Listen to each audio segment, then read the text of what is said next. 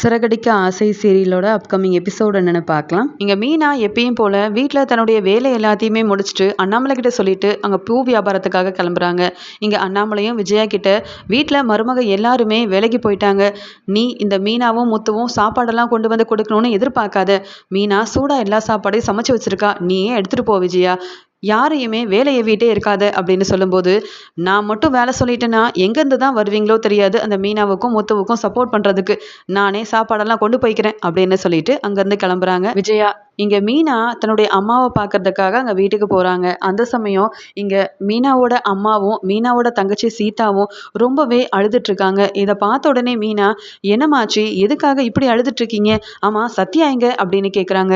அதுக்கு உடனே மீனாவோட அம்மாவும், அவன் எங்கடி எங்க சொல் பேச்சை கேட்குறான், இன்னைக்கு அவனுக்கு எக்ஸாம், ஆனா அவன் எக்ஸாமுக்கு போகாம அந்த சிட்டி என்னவோ ஒரு வேலை சொல்லிட்டானா, அதுக்காக கிளம்பி போயிருக்கான், அவனை எவ்வளோ கஷ்டப்பட்டு நாங்கள் படிக்க வைக்கிறோம், இங்க உன் தங்கச்சி சீதா இப்பதான் வேலைக்கு சேர்ந்திருக்கா, இங்க சத்யாவால தான் நம்ம வீட்டில் உள்ள எல்லா பிரச்சனைக்கும் ஒரு முற்றுப்புள்ளி வைக்க போறோம், இங்க சத்யாவால தான் நம்ம கொஞ்சம் முன்னேற போறோம்னு நினைச்சிட்டு இருக்கும்போது தன்னுடைய எக்ஸாமுக்கு போகாம இப்படி சிட்டி சொன்ன வேலையை செய்யறதுக்காக உன் தம்பி போயிருக்கான், இப்போ நான் என்னத்தை சொல்ல, அதை நினைச்சுதான் என்னால தாங்க முடியாம அழுதுட்டு இருக்கேன் மீனா அப்படின்னு சொல்லி அழுகுறாங்க. அதுக்கு மீனாவும், அந்த சிட்டி எதுக்காகமா எப்ப பார்த்தாலும் சத்யாவுக்கே வேலை கொடுத்துட்டு இருக்கான்னு கேட்க, அதுக்கு சீதாவும், வேற நம்ம தம்பியும் நம்ம பேச்சை கேட்க மாட்டேங்கிறான், ஏதோ சிட்டி சொல்றது எல்லாமே நல்லதுன்னு சொல்லி அவன் என்ன வேலை எப்போ கொடுத்தாலும் சரி வீட்டில் நாம சொல்றதெல்லாம் கேட்காம சிட்டி பேச்சை மட்டும்தான் கேட்டுட்டு இருக்கான், இப்போ கூட எக்ஸாம் எழுதி அதில் பாஸ் ஆகி நல்ல மார்க் வாங்கினா ஒரு நல்ல வேலைக்கு போகலாமேன்ற கொஞ்சம் கூட எண்ணமே இல்லாமல் மறுபடியும் மறுபடியும் எங்கள் பேச்சை மீறி இவன் சிட்டி பேச்சை கேட்டுக்கிட்டே இருக்காங்க்கா, அதனால தான் எங்களால் தாங்க முடியல, நம்மளுக்கு அப்பாவும் இல்லை, இவங்க தம்பி நல்லா படித்து வந்து நல்லா முன்னேறி வந்தால் தானக்கா நம்ம குடும்பத்துக்கு நல்லது, அதை புரிஞ்சுக்காம இவன் இப்படி நடந்துக்கிறான், அவன் மற்ற வேலைக்கு போகலைனாலும் பரவாயில்ல, இங்கே சிட்டி பேச்சை கேட்காம இருந்து அவன் ஒழுங்காக படித்து முடிச்சாலே போதும் அப்படின்னு தோணுது அப்படின்னு சொல்கிறாங்க சீதா. இதை கேட்ட மீனாவுக்கு ரொம்பவே கோவம் வருது. ஏற்கனவே சிட்டிக்கிட்ட சொல்லியிருக்கேன், என் தம்பியை நீ வேலை பார்க்குற மாதிரிலாம் வேலை வாங்கிட்டு இருக்காத, அவனை படிக்க விடு, அவன் பக்கமே நீ போகாதன்னு சொல்லியும் இந்த சிட்டியும் திருந்துற மாதிரி தெரியல, இங்கே சத்யாவும் திருந்துற மாதிரி தெரியல, இந்த சத்யாவால் நம்மளோட குடும்பம் கொஞ்சம் கொஞ்சமாக முன்னேற வாய்ப்பு இருக்குன்னு நினச்சேன், அதனால தான் நான் வந்து வியாபாரம் செய்கிற காசுலேருந்து கொஞ்சம் பணத்தை அம்மாக்குன்னு கொடுத்துட்ருக்கேன், ஆனால் எங்களோட கஷ்டத்தை புரிஞ்சுக்காம இப்படி சத்யா பண்ணிட்டு இருக்கான், இந்த சத்யா செஞ்ச ஒரு தப்பால் இன்ன வரைக்கும் அத்தையா இருக்கட்டும் ரோஹிணி மனோஜனை யாருமே நம்ம குடும்பத்தை மதிக்க மாட்டேங்கிறாங்க, இவன் ஒரு நல்ல வேலைக்கு போனால் தானே எங்கள் வீட்டில் உள்ளவங்களும் இந்த சத்யாவையும் நம்ம குடும்பத்தையும் மதிப்பாங்க, இவனை சொல்லி ஒரு பிரயோஜனமும் இல்லை, ஏன்னா சத்யா திருந்த போகிறதில்ல, சத்யா இப்படி வெளியில் போகிறானா அதுக்கு காரணம் அந்த சிட்டி தானே, அவனை போய் நான் உண்டு இல்லைன்னு பண்ணிடுறேன், அது மட்டும் இல்லாமல்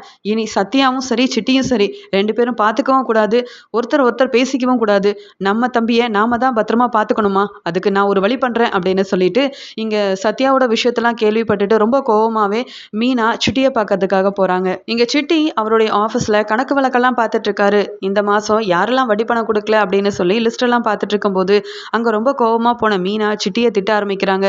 ஏய் சிட்டி, உனக்கு எத்தனை முறை சொல்கிறது, ஏன் உனக்கு பக்கத்தில் தான் இத்தனை பேர் நிற்கிறாங்களே, உனக்கு ஏதாவது வேலை ஏவணும்னா இவங்களெல்லாம் அனுப்பிவிட வேண்டியதானே, என் தம்பி படிச்சுட்டு இருக்கான், அவன் நல்லபடியாக படித்து வந்தால் தான் என் குடும்பத்துக்கு நல்லது, நாங்கள் ஒன்றை மாதிரிலாம் கிடையாது, அடுத்தவங்க கிட்ட இந்த மாதிரி பிரச்சனை பண்ணி அதில் சம்பாத்தியம் பண்ணுற எந்த பணமும் எங்களுக்கு தேவையே இல்லை, இனி என் தம்பிக்கிட்ட பேசாத அப்படின்னு சொல்லி ஆரம்பிக்கிறாங்க. அது மட்டும் இல்லாமல் என் தம்பியை நீ படிக்க விடு, இல்லைனா உன்னை அவ்வளோதான் அப்படின்னு சொல்லும்போது உடனே எங்கள் சிட்டியும் ரொம்ப கோவமாக, ஏற்கனவே இந்த மீனாவும் முத்துவும் நம்ம பக்கமே வரக்கூடாதுன்னு நினச்சிட்டு இருக்கோம், எப்போ பார்த்தாலும் இந்த மீனா பிரச்சனை பண்ணிட்டு இருக்கா இல்லைனா முத்து பிரச்சனை பண்ணிட்டு இருக்கான் அப்படின்னு யோசனை பண்ணிட்டு, நீங்கள் சத்யாவோட அக்கான் தான் நான் இவ்வளோ நேரமாக ரொம்ப பொறுமையாக இருந்தேன், அப்படி இப்படின்னு தேவையில்லாமல் பேசுனீங்கன்னா அப்புறம் அவ்வளவுதான், உங்கள் தம்பி சத்யாவுக்கு பணம் வேணும், அதனால் என்கிட்ட வேலை பார்க்குறான், வேலையை வாங்கிட்டு அதுக்குண்டான பணத்தையும் கொடுத்துட்ருக்கேன், அது மட்டும் இல்லாமல் அவன் படிப்புக்கு தேவையான பணத்தையும் என்கிட்ட தான் வாங்கிட்டு போகிறான், நீங்கள் எல்லாம் என்ன செஞ்சிட்ருக்கீங்க, பேசாமல் இங்கே வேலைக்கு வரக்கூடாதுன்னு சொல்லி அவனை பாட்டுக்கு அங்கே வீட்டிலே இருக்க வைக்க வேண்டியதானே, பணத்துக்காக தான் உங்கள் தம்பி வேலை பார்த்துட்ருக்கான், அதை புரிஞ்சுக்காமல் இங்கே வந்து தேவையில்லாமல் இப்படிலாம் பேசாதீங்க, அப்புறம் உங்கள் தம்பிக்கிட்ட சொல்லி புரிய வச்சு என் பக்கமே வராமல் தடுத்து நீங்களே வச்சுக்க வேண்டியதானே, அப்படி சொல்கிறதுக்கு உங்களுக்கு தைரியம் இல்லை, இங்கே வந்து தேவையில்லாமல் பேசிகிட்டு இருக்கீங்களா அப்படின்னு சொல்லி சத்தமாக திட்ட ஆரம்பிக்கிறாரு சிட்டி. உடனே இங்கே ரொம்பவே கோவமான மீனாவும், இந்த சிட்டியை வெளுத்து வாங்கினா மட்டும்தான் இவன் அடங்குவான், இவனால தான் என் தம்பியும் ரொம்பவே கெட்டு போயிட்டு இருக்கான்னு சொல்லிட்டு அவங்க வந்து தேவையில்லாமல் எங்கள் சிட்டி மேலே சிட்டியை வெளுத்து வாங்கறதுக்காக போகிறாங்க. உடனே அங்கே ஒரு பெரிய பிரச்சனை வந்துடுது, மீனாவும் கீழே விழுந்துடுறாங்க. அந்த சமயம் முத்து கரெக்டாக அங்கே போகிறாரு. முத்து அந்த பக்கமா சவாரிக்கு போயிட்டு இருக்கும்போது சிட்டியோட ஆஃபீஸ்க்கு வெளியில இங்க மீனாவோட ஸ்கூட்டர் நிக்கிறத பார்த்த உடனே முத்துவும் எதுக்காக இந்த மீனா இங்க வந்திருக்கா அப்படின்னு உள்ள வந்து பார்க்கும்போது தான் இங்க பெரிய பிரச்சனை போயிட்டு இருக்கிறது தெரிஞ்சுக்கிட்டு மீனாவுக்காக அங்க சிட்டிய வெளுத்து வாங்குறாரு. யாரடா யாரை எதிர்த்து பேசிட்டு இருக்க? உன்னை அன்னைக்கே சும்மா விட்டுருக்க கூடாது. ஏற்கனவே போனா போதுன்னு உன்னை விட்டது தான் பெரிய தப்பா போச்சு. இப்பயாவது தெரியுதா உன் தம்பி என்னெல்லாம் செஞ்சுட்டு இருக்கான்னுட்டு? உன் தம்பியா இருக்கட்டும், இந்த சிட்டியா இருக்கட்டும் திருந்த போறதே இல்ல. ஏதோ என் தம்பி நல்லா படிச்சு பெரிய ஆளாக போறான்னு நீயும் உன் குடும்பத்துல உள்ள எல்லாரும் ரொம்ப ஆசையா இருக்கீங்க. ஆனா அவன் பின்னாடி என்ன செய்யறான்றத பார்க்க மறந்துடுறீங்க. ஆனா உன்னுடைய தம்பியை பத்தின எல்லா விஷயமும் எனக்கு நல்லாவே தெரியும். இந்த சிட்டியை நீ வெளுத்து வாங்கினா மட்டும் போதாது. உன் தம்பி திருந்தணும்னா அவனையும் இதே மாதிரி வெளுத்து வாங்கினா மட்டும்தான் அவனும் கொஞ்சம் திருந்துவான் அப்படின்னு சொல்லிட்டு கோமா இருந்த முத்து சிட்டியை வெளுத்து வாங்கி பலார் பலார்னு வைக்கிறாரு. மீனாவையே எதிர்த்து பேசுறது மட்டும் இல்லாம இப்படி வந்து சத்தமா பேசினா நாங்க பயந்துருவோன்னு பாத்தியா? மரியாதையா என் பொண்டாட்டி கிட்ட மன்னிப்பு கேளுடா. அவ என்னைக்கும் தப்பா எந்த முடிவும் எடுக்க மாட்டா. நீ தேவையில்லாம இனி எங்ககிட்டயோ இல்ல வந்து இவ வீட்ல போய் பிரச்சனை பண்ணன்னு வை, அவ்வளவுதான். மீனாவோட தம்பி இனி உன் பக்கமே வரக்கூடாது. அதுக்கு நீ என்ன வேணாலும் செய். அவன் ஒழுங்கா படிச்சு முன்னேறணும். அதை மட்டும்தான் நாங்க எல்லாரும் ஆசைப்பட்டுட்டு இருக்கோம். அதுல நீ தலையிட போய் தான் இப்ப அவன் ஒழுங்கா படிப்புல கவனம் செலுத்தாம உனக்காக வேலை செஞ்சுக்கிட்டு இருக்கான்.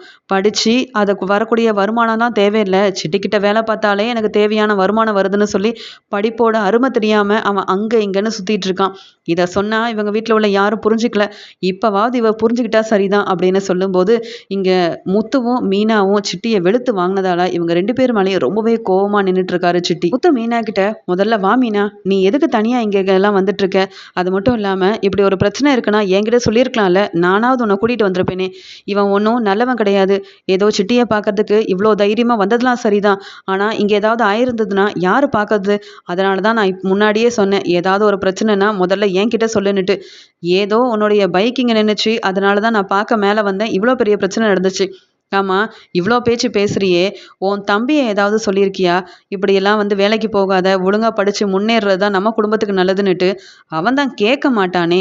இந்த நல்ல விஷயத்த நான் சொல்ல போய் தான் இப்போ வரைக்கும் அவன் என்ன மாமான்னு கூப்பிட மாட்டேங்கிறான். எனக்கு மதிப்பும் மரியாதையும் கொடுக்க மாட்டேங்கிறான். இதுக்கு மேலேயும் இந்த சிட்டியோட பேச்சை கேட்டுக்கிட்டு உன் தம்பி இன்னும் நிறைய வேலையெல்லாம் செஞ்சு வச்சிருக்கான். அவன்கிட்டயே போய் கேளு, என்ன ஏதுன்னு சொல்லுவான். இத்தனை நாள் நீ யோசனை பண்ணிட்டு இருந்தியே என் தம்பி மேல எதுக்காக கோவப்பட்டுட்டு இருக்கீங்கன்னுட்டு. பாத்தியா அவன் பண்ற வேலையெல்லாம்? கொஞ்சமாவது உன் தம்பி எங்க போறான், என்ன செய்யறான், இத பத்திலாம் விசாரிங்க. அதை விட்டுட்டு எக்ஸாம் எழுத போகலன்னு உடனே சிட்டிக்கிட்ட முழு கோவத்தையும் காட்டுறதும் தப்பு தான். உன் தம்பி மேல கோவத்தை காட்டாம ரொம்ப வந்து சத்யாவை நம்புறதும் தப்பு தான் மீனா அப்படின்னு சொல்றாரு முத்து. முத்து எப்போ பார்த்தாலும் சத்யாவை நம்பாதன்னு சொல்லும் போதெல்லாம் எனக்கு எதுவுமே புரியல. ஆனால் இப்போ நினைக்கிறேன் சத்யா ஏதோ ஒரு பெரிய தப்பு பண்ணியிருக்கான். அதனால தான் என் வீட்டுக்காரர் இன்னும் சத்யா கிட்ட பேசாமல் அவனை மன்னிக்காம அவனை பற்றியே இப்படி சொல்லிட்டு இருக்காரு. நாம தான் இதை புரிஞ்சுக்காம இருக்கிறோம். ஆனால் சத்யா அப்படி என்ன பெரிய தப்பு பண்ணான்னு மட்டும்தான் நம்மளுக்கு தெரிய மாட்டேங்குதுன்னு சொல்லி யோசனை பண்ணிட்டு இருக்காங்க மீனா. அதுக்கு உடனே முத்துவும் இனி இந்த சிட்டியை பார்க்கறதுக்கு நீ தனியாக வரவே கூடாது. என்ன பெரிய பிரச்சனையாக இருந்தாலும் முதல்ல நீ என்கிட்ட சொல்ல பழகு. அதுக்கப்புறமா அங்கே போகலாமா வேண்டாமான்னு நான் முடிவெடுக்கிறேன். உன் தம்பிக்கு சப்போர்ட் பண்ணிட்டுலாம் இப்படி சத்யா பக்கத்துல சத்யா கிட்டலாம் வந்துட்டு நிக்காத, புரியுதா? இவன் நல்லவனும் கிடையாது, நம்பிக்கையானவனும் கிடையாது. அதை முதல்ல புரிஞ்சுட்டு போ, கிளம்பு, உன்னுடைய வேலையை பாரு, நான் பாத்துக்கிறேன் மீதி விஷயத்தெல்லாம் அப்படின்னு சொல்றாரு முத்து. இங்க சத்யா சிட்டி சொன்ன மாதிரி எல்லா இடத்துக்கும் போய் யார் யார்கிட்டலாம் பணம் வாங்கணுமோ அந்த வட்டி பணத்தெல்லாம் வாங்கிட்டு சிட்டியை பார்க்கறதுக்காக ஆஃபீஸ்க்கு வராரு. இங்க சிட்டி ரொம்ப கோவமா மீனா முத்து செஞ்ச ஒவ்வொரு வேலையாலையும் அங்க எல்லாரும் முன்னாடியும் அவமானப்பட்டதாலையும் ரொம்ப கோவமா இருக்கும்போது அங்க வந்த சத்யாவும் என்ன நடந்துச்சு அப்படின்ற விஷயம் தெரியாம என்னாச்சு சிட்டி, நீ என்ன இவ்வளோ சோகமா இருக்கியே? ஆமா, என்ன எல்லாம் அப்படியே செதறி கிடக்குது, என்னாச்சுன்னு கேட்க, அதுவா, உன்னோட மாமாவும் உன் அக்காவும் இங்க வந்திருந்தாங்க. அதனால தான் இப்படி நம்ம ஆஃபீஸே இந்த நிலமையில வந்து இருக்குது. ஏதோ நான் தான் உனக்கு அதிகமாக வேலை கொடுத்துட்டு இருக்கேனா, அதனால தான் நீ ஒழுங்காக படிக்காமல் இன்னைக்கு எக்ஸாம் கூட எழுதாமல் நான் சொன்ன வேலையை செய்கிறதுக்காக போயிருக்கியான். உன்னோட படிப்பு ஒன்றும் இல்லாமல் போகிறதுக்கு காரணமே நான் தானா அப்படின்னு உன் அக்கா வந்து தேவையில்லாமல் பேசுனது மட்டும் இல்லாமல் உன்னுடைய மாமா வேற உங்கள் அக்காவுக்கு சப்போர்ட் பண்ணி வந்து என்னை வெளுத்து வாங்கிட்டு போயிட்டாரு. எல்லாரும் முன்னாடி நான் தான் தலை குனிஞ்சு அவமானப்பட்டு நிற்க வேண்டியதாக போச்சு. இதுக்கு தான் சத்யா முன்னாடியே சொன்னேன், நீ பாட்டுக்கு படிச்சுட்டு நல்ல வேலைக்கு போ, என் பக்கமே வராத சொன்னேன். நீ தான் கேட்காம என் குடும்பத்துக்காக நான் இப்பவே உழைக்க ஆரம்பிக்கணும். அது மட்டும் இல்லாம என் அக்கா வேற படிக்காத அந்த முத்துவை கல்யாணம் பண்ணியிருக்கான். ஏற்கனவே வந்து அவங்க 2 பேத்துக்கு இடையிலும் பெரிய பிரச்சனை போயிட்டு இருக்கு. என் அக்காவையும் நான் நல்லபடியா பார்த்துக்கணும்னு தான் இப்பவே சம்பாதிக்க ஆரம்பிச்சிட்டேன்னு நீ சொல்ல போய் தான் உன் குடும்பத்தை மனசுல வச்சுக்கிட்டு நான் உனக்கு வேலையெல்லாம் கொடுத்தேன். அதுக்குண்டான பணத்தையும் கொடுத்துட்ருக்கேன். ஆனால் என்னை பற்றி புரிஞ்சிக்காம என்னுடைய நல்ல மனசை தெரிஞ்சுக்காம உன் அக்கா பேசுனதை மட்டும் இல்லாமல் உன் மாமாவும் வந்து இப்படி தேவையில்லாத வேலையெல்லாம் செஞ்சுட்டு போயிட்டாரு.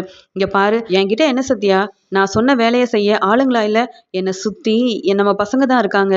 நான் சொன்ன ஒரு வேலை சொன்னால் 10 வேலை செஞ்சுட்டு வருவாங்க. அப்படி இருக்கும்போது நான் ஏன் உன்னை நம்புகிறேன்? நீ ரொம்ப நல்லவன். நான் என்ன வேலை செஞ்சாலும் சொன்னாலும் நீ செய்வ. அந்த ஒரு நம்பிக்கையில் தானே உனக்கு நான் வந்து வேலையெல்லாம் போட்டு கொடுத்தேன்.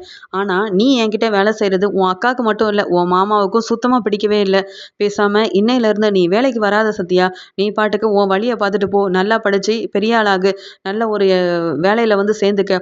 அதுக்கப்புறமா நீ கை நிறைய சம்பாதிப்பியோ என்ன செய்வியோ, இனி என் பக்கமே வராத. உன்னால உன் அக்கா முன்னாடியும் உன் மாமா முன்னாடியும் நான் தான் அவமானப்பட்டு நின்றுருக்கேன். இந்த பிரச்சனை எனக்கு எதுக்கு அப்படின்னு சொல்றாரு. இதை கேட்ட உடனே சத்யா, என்ன சொல்லிட்டு இருக்கு சிட்டி? என் அக்காவும் மாமாவும் வந்து உன்னை அவமானப்படுத்திட்டாங்களா? இப்படிலாம் நடக்கும் நான் எதிர்பார்க்கவே இல்லையே. நான் எக்ஸாம் எழுத போனா என்ன, போகலன்னா அவங்களுக்கு என்ன? அது எப்படி உன்னை வந்து அவமானப்படுத்தலாம்? அது எப்படி உன்னை இந்த நிலைமைக்கு கொண்டு வரலாம்? இந்த ஆஃபீஸை பார்த்தாலே அவங்க என்னெல்லாம் செஞ்சுருக்காங்கன்னு எனக்கு நல்லாவே தெரிய வருது. எங்கள் அக்காவையும் நான் சும்மா விட போகிறதில்ல, என் மாமாவையும் நான் சும்மா விட போகிறதில்ல. என் வழியில் எதுக்காக இவங்க 2 பேரும் வந்துட்டுருக்காங்க? சொல்லப்போனால் என் மாமா கிட்ட நான் பேசுகிறதே இல்லை. அதுக்கு காரணம் உனக்கு நல்லாவே தெரியும்ல. என்ன ஆனாலும் சரி எனக்கு நீ தான் முக்கியம்னு சொல்லிட்டு தான் இப்போ வரைக்கும் எங்கள் மாமா கிட்ட நான் பேசுறதில்ல. ஏன்னா எனக்கு ஏதாவது ஒரு பிரச்சனைனா நீ தான் கை கொடுத்து எனக்கு உதவி செய்கிற. மற்ற யாரும் உதவிக்குன்னு வரமாட்டாங்க சிட்டி. அப்படி இருக்கும்போது நீ சொல்கிற வேலையை செஞ்சு சம்பாதிக்கிறது தான் எனக்கு பிடிச்சிருக்கே தவிர்த்து, நான் இந்த எக்ஸாம் எழுதி படித்து பாஸ் ஆகி எனக்கு வேலையே கிடைச்சாலும் நான் எதிர்பார்க்குற மாதிரி நீ கொடுக்குற சம்பளத்தெல்லாம் எனக்கு வாங்க முடியுமான்னு தெரியல.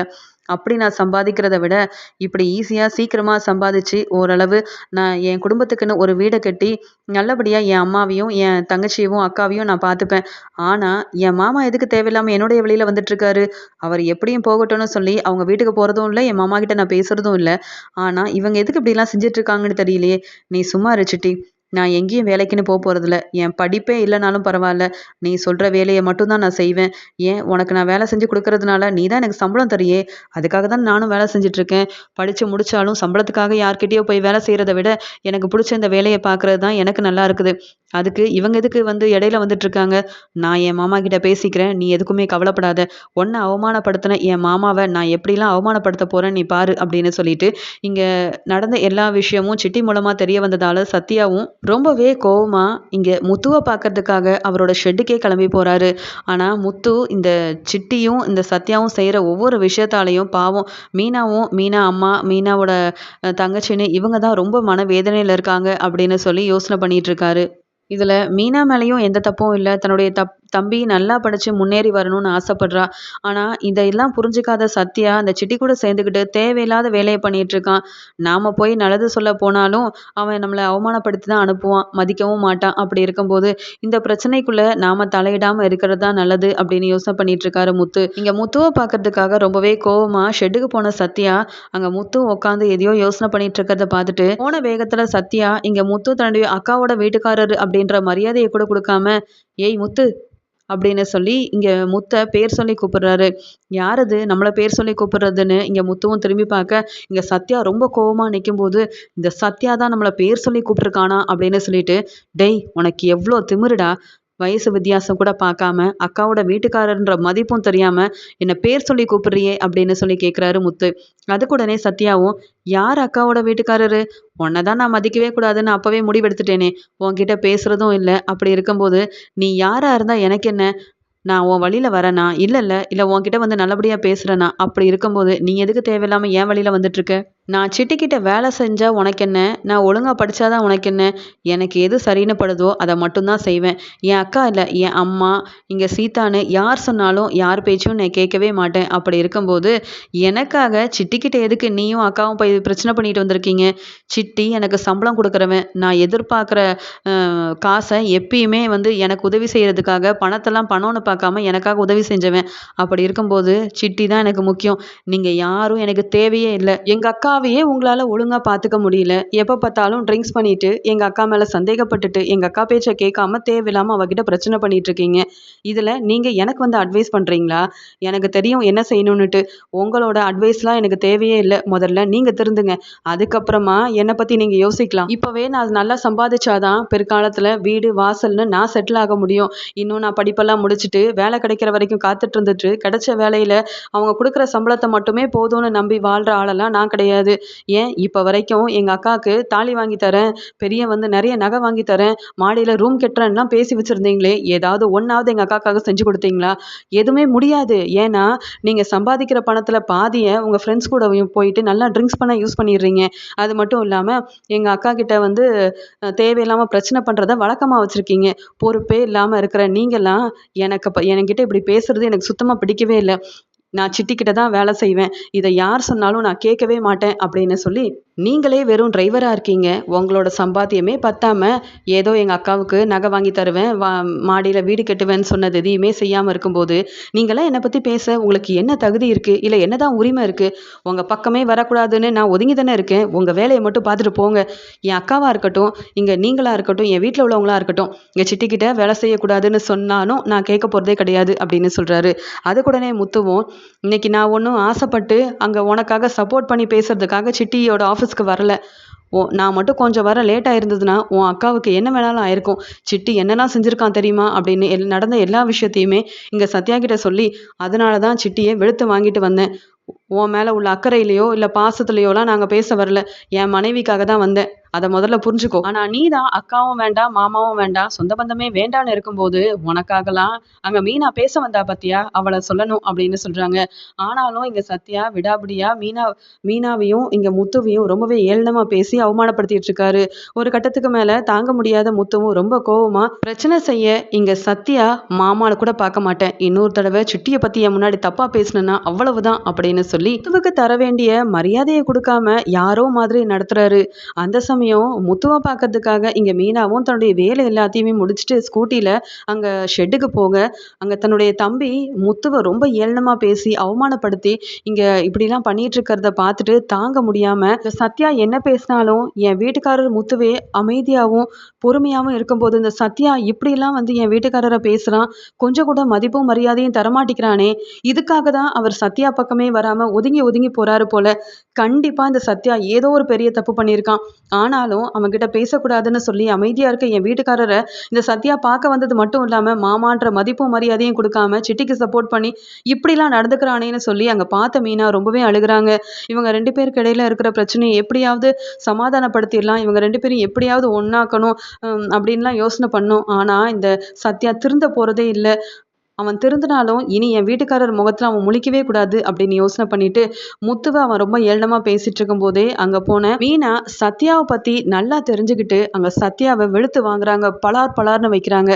யாரடா அப்படிலாம் பேசிட்டு இருக்க, அவர் உன்னுடைய மாமா, நான் முக்கியம் இல்லை, இவர் முக்கியம் இல்லை, நம்ம குடும்பம் முக்கியம் இல்லை, ஆனா உனக்கு அந்த சிட்டி மட்டும் ரொம்ப முக்கியமா போயிட்டானான்னு கேட்கும்போது ஆமாக்கா, எனக்கு யாரும் முக்கியம் இல்லை, சிட்டி மட்டும்தான் முக்கியம். ஏன்னா அவன் தான் எனக்கு சம்பளம் கொடுக்குறான், அந்த சம்பளத்தை வச்சுதான் நான் குடும்பத்தை நல்லபடியா பாத்துக்கிறேன். அதனால நான் படிக்கலனாலும் பரவாயில்ல, எனக்கு சிட்டி தான் முக்கியம். யாரும் சிட்டியை பற்றி எதுவும் தப்பாக பேசாதீங்க. சிட்டியை பற்றி தப்பாக பேசுறதுக்காக ஆஃபீஸ் பக்கம் நீங்கள் 2 பேரும் வந்தீங்கன்னா அவ்வளவுதான். நான் எக்ஸாமுக்கே போகலனாலும் சிட்டிக்கிட்ட தான் வேலை பார்ப்பேன். அதை யார் சொன்னாலும் தடுக்க முடியாது, புரியுதா இல்லையா அப்படின்னு சொல்லி இங்கே மீனாவையும் முத்துவையும் நல்லா திட்டிட்டு ரொம்ப கோவமாக அங்கேருந்து கிளம்பிடுறாரு சத்யா. இதை பார்த்துட்டு இருந்த மீனாவும் இங்கே முத்துக்கிட்ட என்னங்க இவன் இப்படி இருக்கான், இவன் திருந்திடுவான்னு நினச்சேன், எனக்கு இப்போதாங்க தெரியுது. நீங்கள் ஏன் என் தம்பி பக்கமே வர மாட்டேங்கிறீங்க, அவனுக்கு ஒரு நல்லதுனாலும் நீங்கள் ஏன் அவன் பக்கம் நிற்க மாட்டேங்கிறீங்கன்னுட்டு. அவன் வந்து ரொம்ப மாறிட்டான், எல்லாத்துக்கும் காரணம் இந்த சிட்டி தான். இவன் எப்படி திருந்து போகிறானோ தெரியல, இவனால் என் அம்மா தங்கச்சின்னு நாங்கள் மட்டும்தாங்க அவமானப்பட்டு நிற்கிறோம். ஆனால் இந்த சத்யா மனசு மாறின மாதிரியே தெரியலையே, சத்யா என்ன செஞ்சான் ஏது செஞ்சான்னு தான் தெரியல, ஆனால் ஒரு பெரிய தப்பு பண்ணியிருக்கான்னு மட்டும் நினைக்கிறேன். அதனால தான் நீங்கள் இப்படி சத்யா மேலே ரொம்ப கோவமாக இருக்கீங்க. அது என்ன பெரிய விஷயம்லாம் நான் கேட்க விரும்பல, ஆனால் என்னை மன்னிச்சிருங்க. சத்யா உங்ககிட்ட இப்படி நடந்திருக்கவும் கூடாது, உங்களை இப்படி ஏளனமா பேசியிருக்கவும் கூடாது.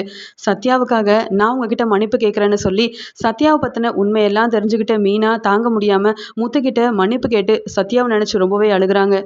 இன்னொரு பக்கம் இந்த சத்யாவால் தான் இந்த சத்யாவோட அக்காவும் மாமாவும் என்கிட்ட வந்து பிரச்சனை பண்ணிட்டு போயிருக்காங்க. இந்த மீனாவும் முத்துவும் சந்தோஷமா இருக்கவே கூடாது, அவங்க 2 பேரும் பிரியணும், அதுக்கு நம்ம ஏதாவது செஞ்சுதான் ஆகணும் அப்படின்னு யோசிக்கிறாரு.